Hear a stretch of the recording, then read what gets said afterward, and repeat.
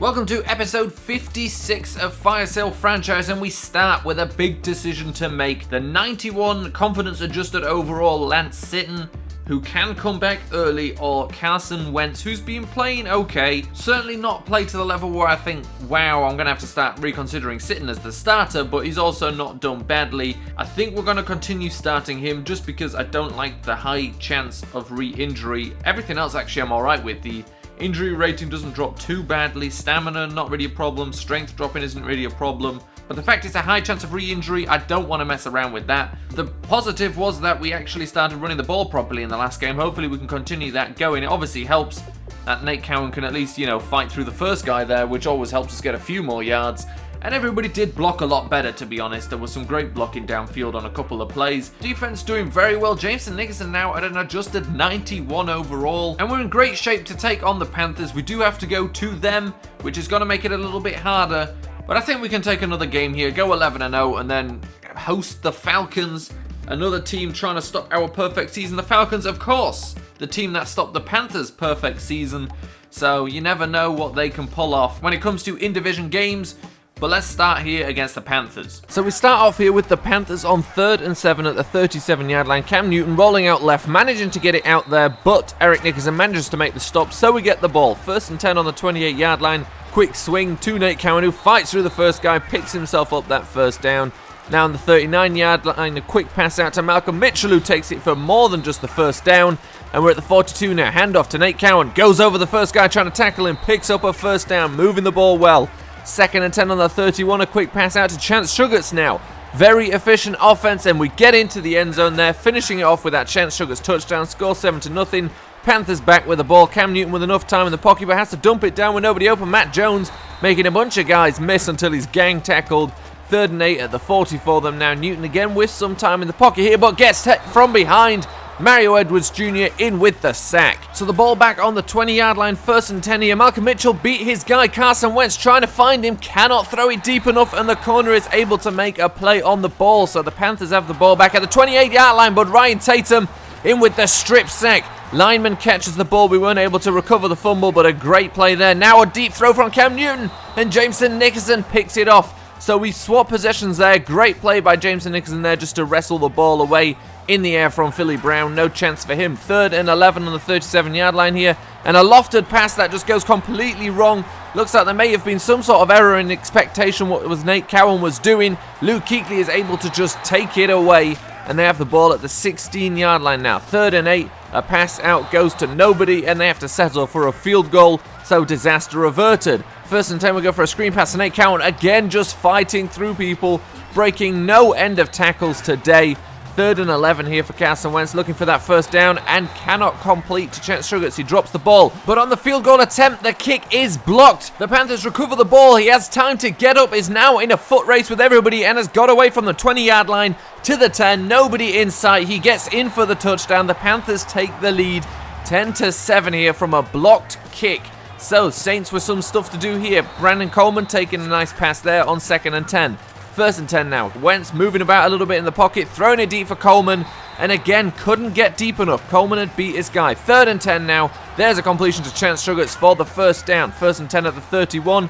Looking for a touchdown here. Malcolm Mitchell wide open, but he's overthrown. There's a missed opportunity there. 2nd and 10 now on a screenplay. Nate Cowan manages to follow his blocks, pick up the first down, fight off the first guy, gets to the 17-yard line. 1st and 10 now from the 17. Pass direction of Brandon Coleman, draws a pass interference play, and on a 1st and goal on the 2, Nate Cowan going around the outside, in for the touchdown on a pitch play. Score now 14-10. Cam Newton there had time, finds Kelvin Benjamin, and they're now looking for some of their own points before this first half ends. A completion again to that same side, but Antoine Dyson with a huge hit there. We need to see that again in the replay. 1st and 10 on the 29-yard line now with 50 seconds. Newton rolling out right, has got plenty of space, shakes off D. Milliner. Next guy in, doesn't get there in time before he lets go of it. Actually completes to the 3-yard line, and now they try a run play here on 1st and goal. That doesn't go anywhere. 2nd and goal, try running again, and again it doesn't go anywhere. 3rd and goal now, looking to pass. Cam Newton cannot find anybody open, just has to throw it away. They settle for another field goal,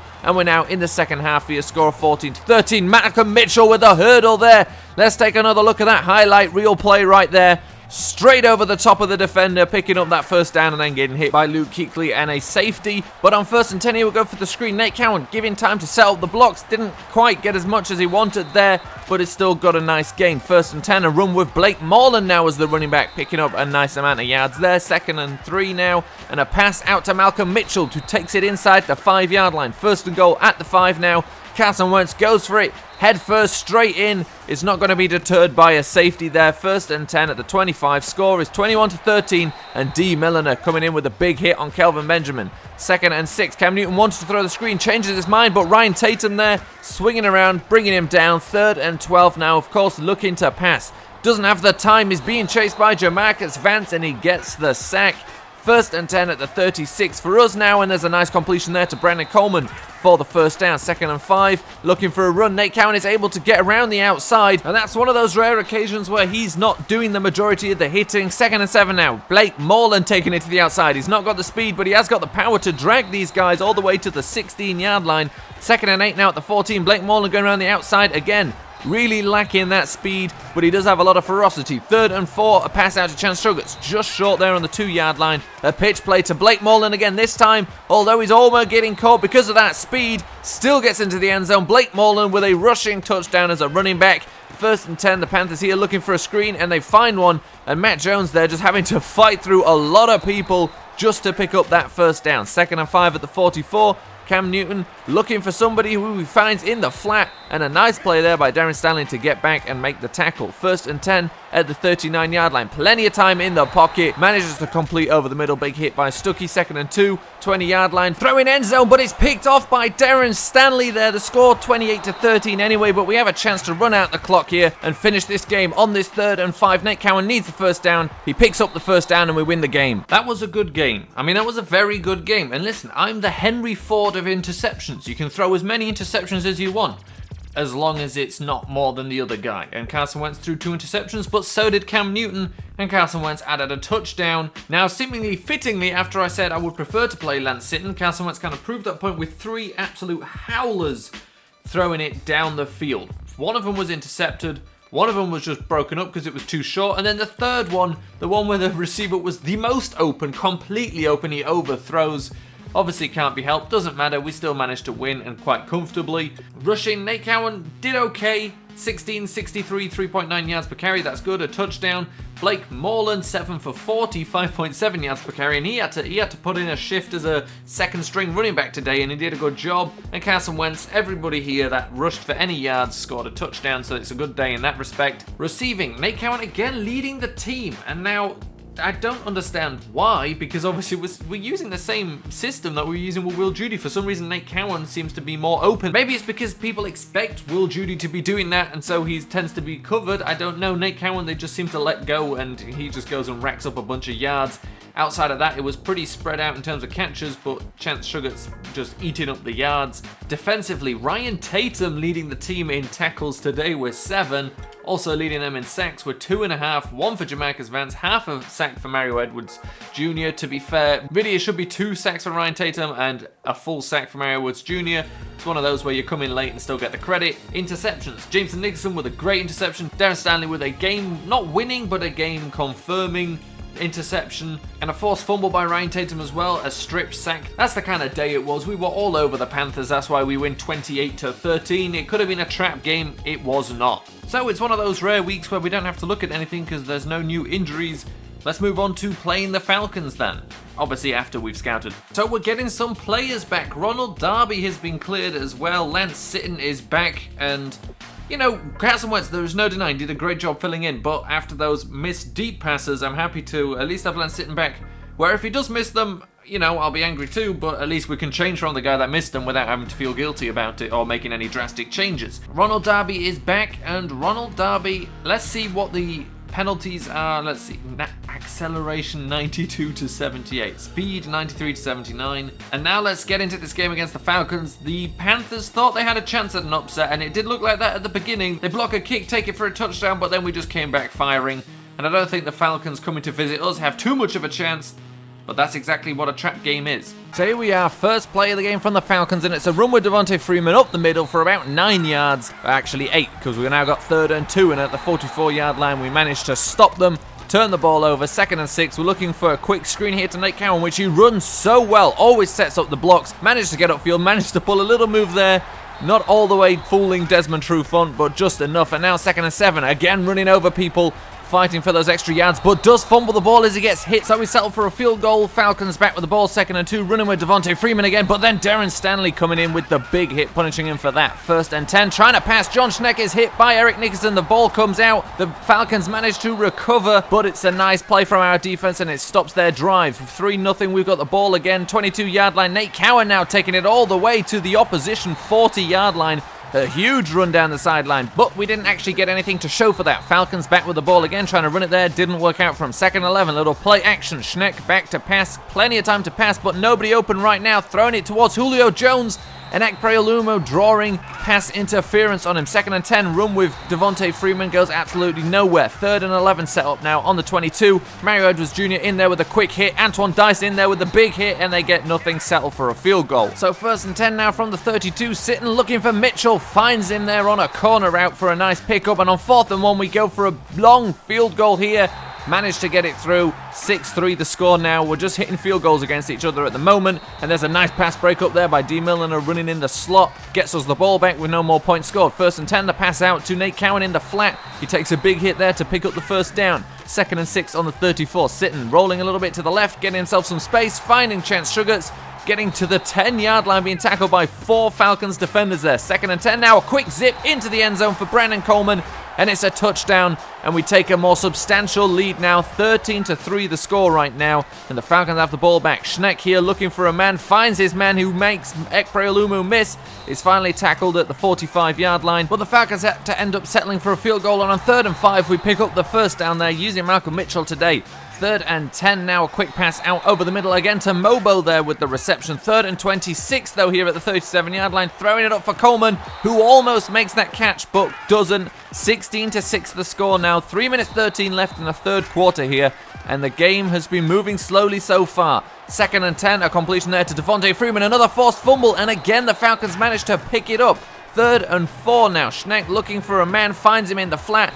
1st tackle is missed, then we managed to push him out of bounds. 3rd and 7 at the 22, another pass into the flat, and Eric Nickerson coming in with a big hit on Julio Jones. They settle for another field goal. 3rd and 8, we managed to find Malcolm Mitchell for a very nice catch there. Contested, but he brings it down. And then Nate Cowan there with a fumble, running an easy route. We're really just trying to start running the ball to run the clock down a little bit, and he fumbles the ball, giving the Falcons the ball here. Ekpreolumo trying to make a tackle on Devontae Freeman, and now Ekpreolumo is injured. So 2nd and 10, we've just lost Ekpreolumo, a missed tackle there. And now Jameson Nickerson making that tackle. It was Brandon Warford, replacement of Ekpreolumo, who missed the tackle. And on that play, there was nobody there to miss a tackle. Devontae Freeman hits a huge hole for a touchdown. 3rd and inches. Completion to Nate Cowan here. And he fumbles the ball again. That's the next play. He had the ball and he fumbles again, giving the Falcons the ball. The game tied at 16 here. And the Falcons have a chance to go ahead here.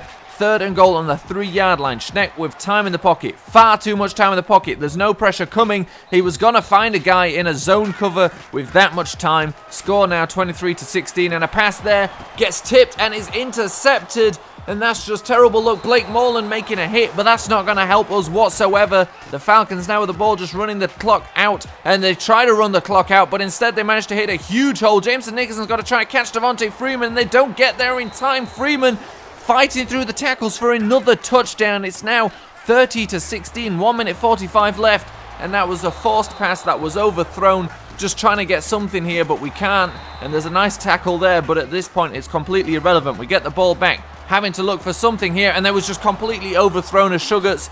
A 3rd and final fatal interception. We lose. The trap game.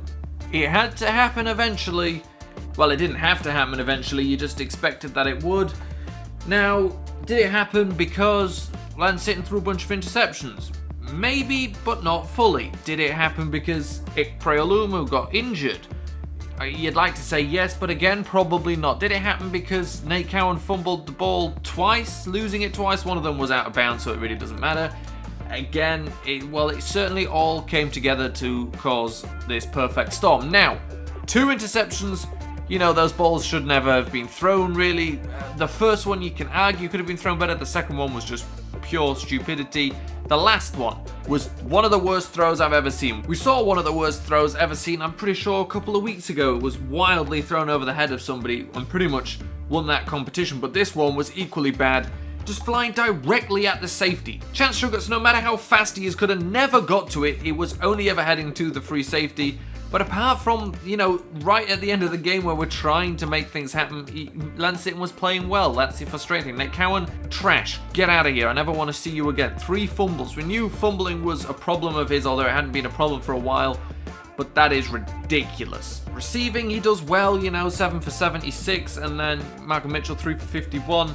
Brandon Coleman, 2 for 26, Chance Sugars, 2 for 27. You can see where we could have done better. Defensively, Antoine Dyson led the team in tackles. I say it time and time again, it's not a good thing if your safety leads the team in tackles, and it's a terrible thing if both your safeties lead your team in tackles. 1 sack today for Eric Nickerson. A forced fumble for Eric Nickerson as well for Antoine Dyson. That's also another way to look at this game. We caused 2 fumbles, the Falcons recovered both. They caused 2 fumbles, they recovered both. It's a sign of the way the game is going to go, although we still could have obviously done something by not throwing interceptions. So there we go, we drop our first game of the season to the Falcons. Those dirty birds love to spoil a party, and they do it again there. So the good news is that Ronald Darby returns, and perfect timing after we saw exactly what can happen when we don't have these 2 guys on the field. It went okay until it went terribly wrong because we went up against a team with 2 good wide receivers.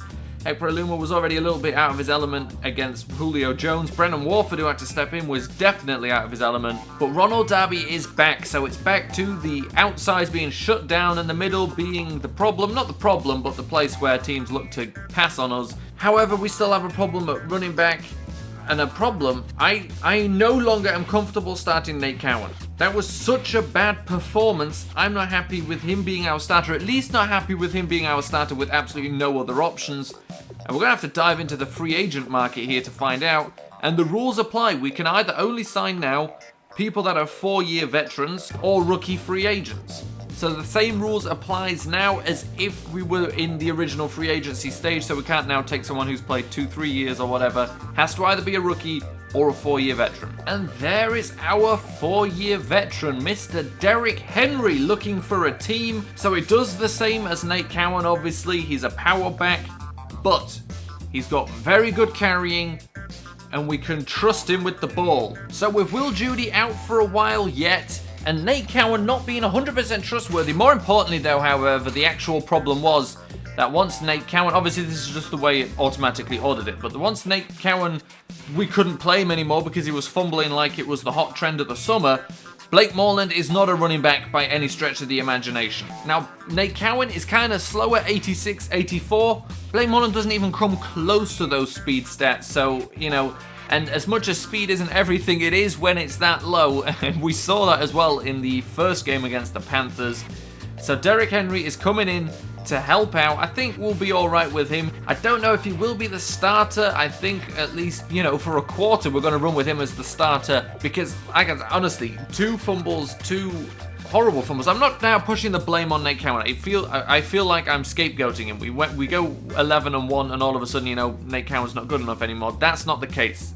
However, like I said, we definitely need another running back anyway. Will Judy's not coming back too soon. Derrick Henry is a short-term solution. We may even end up releasing him before the year is up. Just have him whilst we need him. We drop a game, but it doesn't matter in the grand scheme of things.